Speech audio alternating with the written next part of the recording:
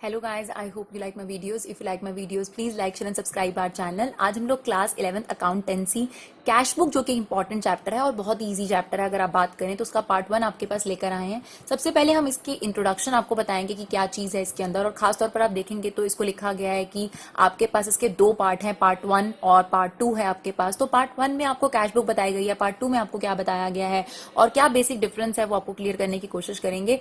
और इसके बाद हम एक न्यूमेरिकल एग्जाम्पल भी आपको जरूर कराएंगे सिंगल कॉलम कैश बुक का। तो चलिए बढ़ते हैं इसके इंट्रोडक्शन की तरफ। तो डियर, सबसे पहले हम आपको एक इंट्रोडक्शन देना चाहते हैं जो हम इसके नेक्स्ट चैप्टर में भी देंगे, जो इसका सेकंड पार्ट है, जो आपके लिए थ्योरेटिकली वे में आजकल जो आपके मल्टीपल चॉइस क्वेश्चंस बहुत ज्यादा बढ़ गए हैं, तो उस केस में आपके लिए बहुत जरूरी है थ्योरेटिकली जानना। तो डियर, आपको पता है कि आप इससे पहले जर्नल एंट्रीज और लेजर वगैरह कर आए हैं। तो बेसिकली जर्नल एंट्री का क्लासिफिकेशन बुक्स में भी करा गया है। तो main book that is a cash book, जिसका पार्ट 1 है आपके पास, और सब्सिडरी बुक्स, राइट, जिसके लिए पार्ट 2 आपका क्रिएट करा गया है। तो कैश बुक में तो डेफिनेटली सिर्फ वही ट्रांजैक्शन जर्नल एंट्री से पिक करी गई जिनमें कैश का इन्वॉल्वमेंट है, यानी अगर कैश रिसिप्ट हुआ है तो कैश बुक में रिकॉर्ड होगी, अगर कैश में पेमेंट हुई है तो वो रिकॉर्ड होगा। इसके अलावा कोई भी ट्रांजैक्शन आपको कैश बुक में देखने को नहीं नजर आएगी। यानी कैश बुक में सिर्फ और सिर्फ आपको वो ट्रांजैक्शन देखने को मिलेंगी जिसमें कैश इन्वॉल्व है। क्रेडिट ट्रांजैक्शन आपको देखने को बिल्कुल नहीं मिलेंगी, राइट। तो जर्नल एंट्रीज में से वो ट्रांजैक्शन यहां पिक करके रख लेते हैं जिसमें कैश इन्वॉल्व था, ठीक है, वो चली गई कैश बुक में। जर्नल एंट्री का ही क्लासिफिकेशन करा गया कैश बुक और सब्सिडरी बुक्स में, राइट। तो कैश बुक्स में जर्नल एंट्री से वो ट्रांजैक्शन जिसमें कैश इन्वॉल्व था वो तो यहां आ गई। नाउ उसके बाद फिर से क्लासिफिकेशन करा गया सब्सिडरी बुक का, जिसमें 5 बुक हैं। जर्नल एंट्री से बाकी बची हुई ट्रांजैक्शंस को 5 कैटेगरी में डिवाइड करा गया। सेल्स बुक, उधार की जो सेल्स होंगी वो आप सेल्स बुक में रिकॉर्ड करेंगे। उधार की जो परचेज होगी उसे आप परचेज बुक में रिकॉर्ड करेंगे। सेल्स रिटर्न की अगर एंट्री है तो सेल्स रिटर्न बुक में रिकॉर्ड करेंगे। परचेज रिटर्न बुक की एंट्री है तो वो परचेज रिटर्न बुक में, परचेज रिटर्न की अगर एंट्री है तो परचेज रिटर्न बुक में रिकॉर्ड होगी। यानी आपको पता है कि इनमें से किसी में भी कैश इन्वॉल्व नहीं था, ना तो क्रेडिट की सेल में, ना क्रेडिट की परचेज में, ना सेल्स रिटर्न की एंट्री में, ना परचेज रिटर्न की एंट्री में। तो ये एंट्री यहां आई भी नहीं थी। तो जर्नल एंट्री में से जिसमें भी आपका कैश इन्वॉल्व था वो आपने यहां डाल दी।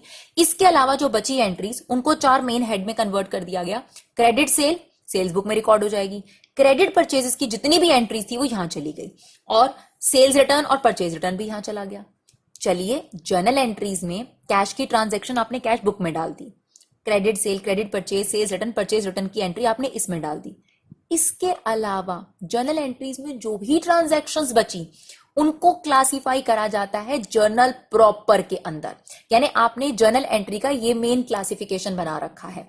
कैश वाली ट्रांजैक्शन इसके अंदर, नॉन कैश वाली ट्रांजैक्शन को 5 कैटेगरी में डिवाइड करा है, जो कि आपका नेक्स्ट चैप्टर है, जिसे हम आपको डिटेल में डेफिनेटली तब जब करेंगे तब बताएंगे।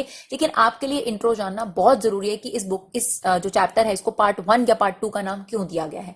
तो अगर आपसे पूछा जाए कि जर्नल प्रॉपर और जर्नल एंट्री में क्या डिफरेंस है, तो आपको बहुत अच्छे तरीके से क्लियर होना चाहिए कि journal proper is a part of journal entry. Journal entry काफी ब्रॉड टर्म है। जर्नल प्रॉपर में तो गिनी चुनी एंट्रीज आई जो इन 5 में नहीं आई। कौन से 5 में? जो कैश बुक में नहीं आई, सेल्स बुक में नहीं आई, purchase book, sales return book, purchase return book में नहीं आई, उन एंट्रीज को आपने जर्नल प्रॉपर में डाला। जैसे कि डेप्रिसिएशन की एंट्री, बैड डेट की एंट्री, या फिर आप कह सकते हैं आउटस्टैंडिंग की एंट्री। इस तरीके की जो एंट्रीज थी जिसमें ना कैश इन्वॉल्व था ना ही ये 4 चीजें, वो सारी की सारी आपकी जर्नल प्रॉपर में चली गई। तो journal proper is a part of journal entry. Journal entry is a wider term, right. It's a classification of journal entry, एक क्लासिफिकेशन के अंडर आता है आपके पास। इसीलिए अगर आप देखेंगे तो 2 चैप्टर बना रखे हैं, cash book part 1 and subsidiary book part 2, because आपने जर्नल एंट्री को क्लासिफाई कर रखा है। चलिए अब मेन बात करते हैं, बिकॉज हमारे चैप्टर का नाम है कैश बुक, तो कैश बुक के बारे में बात करते हैं डियर। तो आपको इस चैप्टर के अंदर 3 तरीके की कैश बुक पढ़ाई जाएंगी। That is single column cash book, जिसमें सिर्फ कैश कॉलम के बारे में बात होगी, बैंक के बारे में भी बात नहीं होगी, सिर्फ कैश के बारे में बात होगी। डबल कॉलम कैश बुक, जिसमें कैश और बैंक को साइमल्टेनियसली रिकॉर्ड किया जाएगा, यानी साथ साथ, यानी कैश और बैंक की दोनों चीजें, ट्रांजैक्शंस एक साथ रिकॉर्ड करी जाएंगी। इसके अलावा एक और कैश बुक है यहाँ पर, पेटी कैश बुक, जिसके बारे में भी हम पढ़ेंगे। लेकिन अगर हम इंपॉर्टेंट की बात करें, डबल कॉलम कैश बुक आपका सबसे ज्यादा इंपॉर्टेंट है। इससे पहले अगर हम कोर्स की बात करें तो ट्रिपल कॉलम कैश बुक भी होता था, जिसके अंदर कैश कॉलम होता था, बैंक कॉलम होता था और कैश डिस्काउंट कॉलम होता था। लेकिन अब आपके सिलेबस में ज्यादातर single column cash book, double column cash book और पेटी कैश बुक, ये भी पहले लीस्ट इंपॉर्टेंट होती थी, बट आजकल ये कई कई स्कूल्स में बहुत ज्यादा डिमांड में रहती है पेटी कैश बुक। तो सबसे पहले हम आपको इनका फॉर्मेट भी बता देते हैं। तो देखिए, cash book single column cash book क्या होगा? डेबिट साइड ये होती है आपके पास, क्रेडिट साइड ये होती है, date, particular, ledger folio, it's a type of ledger ना, जैसे आप अकाउंट बनाते हैं बिल्कुल वैसा ही है ये, ठीक है। यहाँ पर लेजर फोलियो की इंपॉर्टेंस है तो आपने जरूर बनाना है। अमाउंट, ये आपकी डेबिट साइड हो गई। Date particular LF amount, same repeated, date particular LF amount, ठीक है। और यहां पर जो आप अमाउंट की बात कर रहे हैं, सिर्फ और सिर्फ cash transaction, no bank transaction, no credit transaction, okay, only cash transaction are recorded on cash book. कैसे रिकॉर्ड होंगी? जहां जहां से आपके पास पैसा आ रहा है उसको आपने डेबिट साइड पे लिखना है, ठीक है। और जहां जहां से आपका पैसा जा रहा है, ठीक है, जो पेमेंट्स आप कर रहे हो, ठीक है, वो सारी की सारी, जब भी बिजनेस से पैसा जा रहा है तो अपने क्रेडिट साइड पर, जब भी आपके पास पैसा आ रहा है तो डेबिट साइड पर। यानी जहां जहां से कैश आ रहा है उसकी रिकॉर्डिंग डेबिट साइड पर, और जहां जहां से पैसा जा रहा है उसकी रिकॉर्डिंग क्रेडिट साइड पर। ये तो खैर हमें गोल्डन रूल में भी पता है कि कैश यानी एसेट, अगर इंक्रीज होती है तो डेबिट, डिक्रीज होती है तो credit.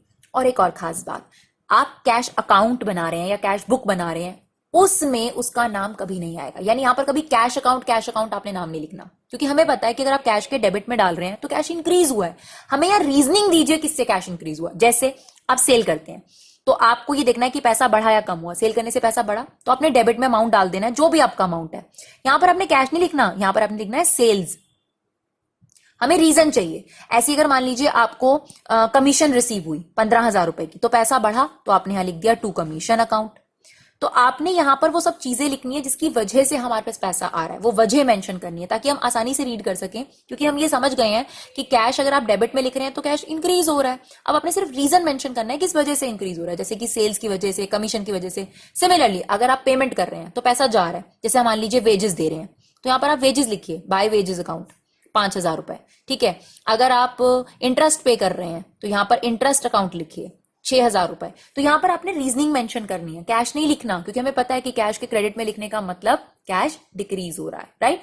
This is single column cash book और यहां पर सिर्फ कैश ट्रांजेक्शंस रिकॉर्ड होंगी। Now double column cash book का फॉर्मेट क्या है? डेट पर्टिकुलर एलएफ, कैश और बैंक दोनों को साइमल्टेनियसली बनाया गया। यानी अगर कैश और बैंक बढ़ेगा तो आप डेबिट साइड पे लिखोगे, सेम यही repeated, date particular LF cash और बैंक। जब भी आपके पास कैश और बैंक डिक्रीज होंगे तो आपने उनको क्रेडिट साइड पे लिखना है, और जब भी वो इंक्रीज होंगे, राइट, जब भी वो इंक्रीज होंगे तो आपने कौन सी साइड पे लिखना है? डेबिट साइड पे, वेदर इट इज कैश और whether it is bank. Double column cash book के बारे में और ज्यादा बात करेंगे, लेकिन अभी फिलहाल हम पहले सिंगल कॉलम आपको कैश बुक बता रहे हैं, जो कि बहुत सिंपल है। जहां जहां से कैश आए डेबिट, जब जब कैश जाए credit.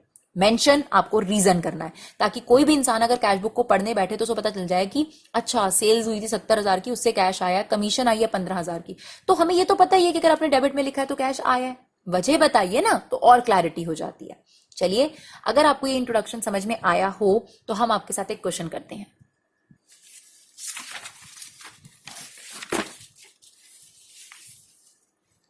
Prepare simple column cash book, ठीक है जी। सिंपल कॉलम कैश बुक हमने फॉर्मेट बना लिया। Cash book, date particular LF amount, date particular LF amount, this is our debit side और this is credit side. Gopal commenced business, सारी information आपके पास अप्रैल की है 2020, तो आप चाहें तो एक ही बार ऊपर 2020 और अप्रैल मेंशन कर सकते हैं, बाद में आप सिर्फ डेट मेंशन कर सकते हैं।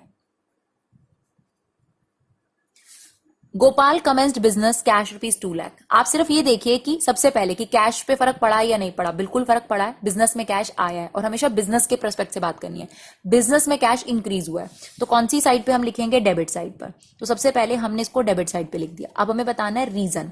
तो 1 अप्रैल को आप ये लिखेंगे टू गोपाल्स कैपिटल अकाउंट या फिर कैपिटल अकाउंट। वैसे तो पर्सनल अकाउंट होता है तो आपको नाम जरूर लिखना चाहिए। तो देखिए रीजनिंग मेंशन करनी है। तो ये हमारी एंट्री हो गई। परचेज एसेट्स, कंप्यूटर 16,000 का, फर्नीचर 18,500 का और मशीनरी 32,000 रुपए की। Payment made by cheque, cash में तो पेमेंट नहीं करी ना, बैंक से पेमेंट करी है, तो ये ट्रांजैक्शन आपकी कैश बुक में रिकॉर्ड नहीं होगी। और आपको एक काम करना है, यहां पर आप जब कैश बुक बना लेंगे तो नीचे नोट में मेंशन करेंगे अप्रैल 4 की एंट्री हम लोग रिकॉर्ड नहीं कर रहे, because that transaction is through cheque not cash, ठीक है। चलिए, purchase goods from Bhushan in cash 40,000। तो आपने गुड्स खरीदे हैं तो आपका पैसा आया होगा कि गया होगा? भूषण नाम कंफ्यूज करने के लिए दिया, कैश में खरीदा है तो आपके पास से पैसा गया होगा। तो जब पैसा डिक्रीज होगा तो क्रेडिट साइड पे लिखेंगे, दैट इज अप्रैल 6, राइट। और क्या रीजन मेंशन करेंगे? बाय परचेजेस अकाउंट, ठीक है जी। चलिए,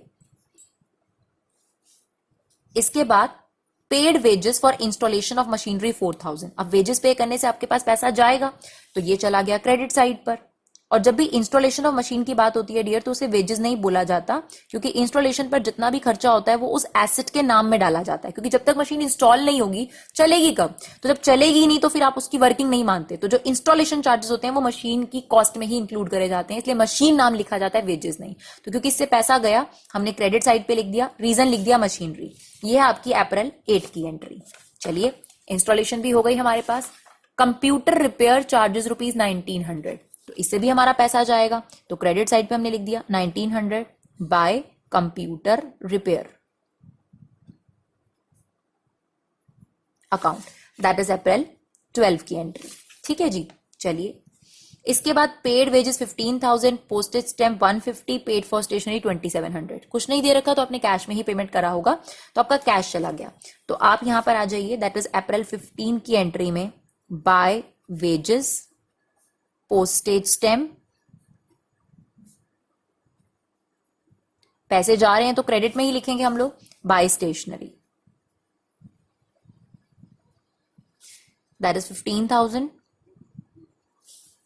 150, 27,000 सॉरी। ठीक है जी। चलिए, अप्रैल 15 की भी एंट्री हो गई।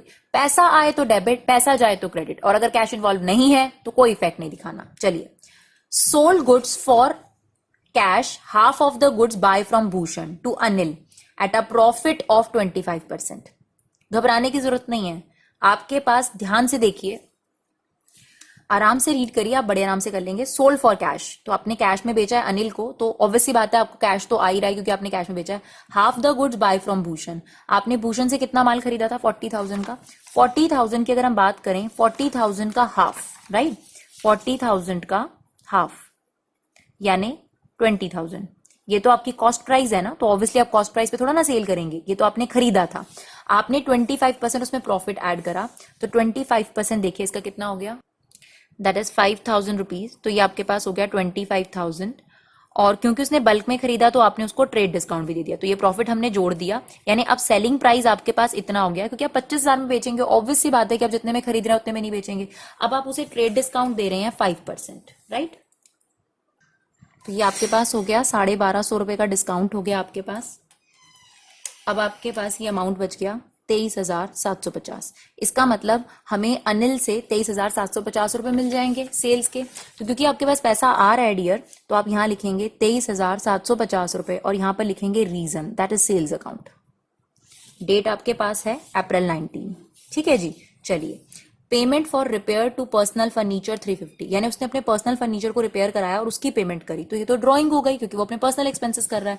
बट बिजनेस का कैश तो गया ना, तो बिजनेस का 350 रुपीज कैश चला गया, और रीजन हम क्या मेंशन कर देंगे? ड्रॉइंग, जिस रीजन की वजह से भी गया, दैट इज अप्रैल 24 की एंट्री।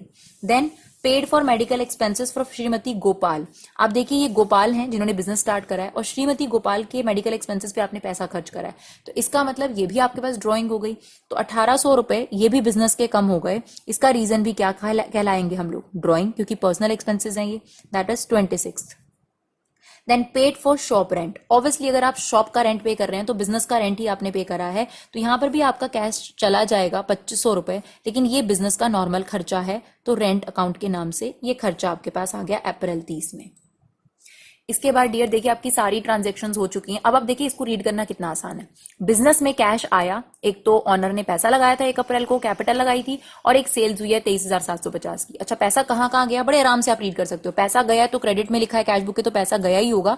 अच्छा, परचेज करी थी 40,000 रुपए की, मशीन पे खर्च करा है 4,000 रुपए, कंप्यूटर रिपेयर हुआ है 1,900 का, वेजेस पे करी है, तो कितना आसान हो जाता है रीड करना। यानी ये सारी वो डिटेल्स हैं जहां पैसा गया, और ये वो डिटेल है जहां से पैसा आया। अब आप इसे क्लोज कर दीजिए। क्लोज करने का तरीका जैसे आप लोगों ने लेजर का सीखा है, बिल्कुल वही है। सबसे पहले इन दोनों का टोटल कर लीजिए, डेबिट साइड पे अलग और क्रेडिट साइड का अलग। तो हमें बहुत क्लियरली दिख रहा है कि जो बड़ा टोटल है वो दोनों साइड लिख दिया जाता है। तो जो बड़ा टोटल है वो है 2,23,750, 2,23,750। तो हमने डेबिट का टोटल ले लिया 2,23,750। अब हम क्रेडिट का टोटल भी कर लेते हैं।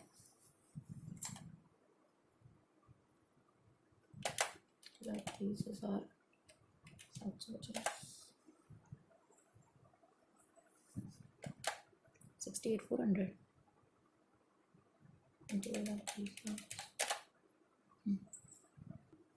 तो आप देखिए, सबसे पहले आपने डेबिट का टोटल कर लिया, क्रेडिट का टोटल अलग कर लिया हमने, और जो दोनों में बड़ा टोटल है उसे दोनों साइड मेंशन कर दिया, राइट। और उसके बाद आप बचा हुआ पैसा जो कि बैलेंसिंग फिगर है माइनस करके निकालेंगे, तो ये आ गई आपके पास शॉर्ट साइड, क्योंकि डेबिट साइड तो बड़ी है, क्रेडिट साइड आपके पास छोटी है, तो यहाँ पर आपने लिख दिया 1,55,350। और जो इस साल का क्लोजिंग बैलेंस है वो इस मंथ का जो क्लोजिंग बैलेंस है वो नेक्स्ट मंथ का क्या हो जाएगा, beginning balance, that is balance brought down, यानी ये ऊपर से आया है, and that is balance carried down, इसे आपने आगे लेकर जाना है। तो यहाँ पर आ जाएगा 1,55,350। तो देखिए डियर, ये आपके पास थी सिंगल कॉलम कैश बुक। आप देख सकते हैं कि बहुत आसान है, जहां जहां से पैसा आ रहा है उसे डेबिट साइड पर, जहां पैसा जा रहा है वो क्रेडिट साइड पर, और खास तौर पे उन ट्रांजेक्शन का ध्यान रखना है जिनमें कैश इन्वॉल्व नहीं है। तो अगर कैश इन्वॉल्व नहीं है तो उन ट्रांजेक्शन को आपने नहीं करना, नीचे आप नोट में से क्या कर सकते हैं, मेंशन कर सकते हैं। तो आई होप आपको ये वीडियो समझ में आया हो। Thank you so much guys for your love and support, keep supporting Vibha classes.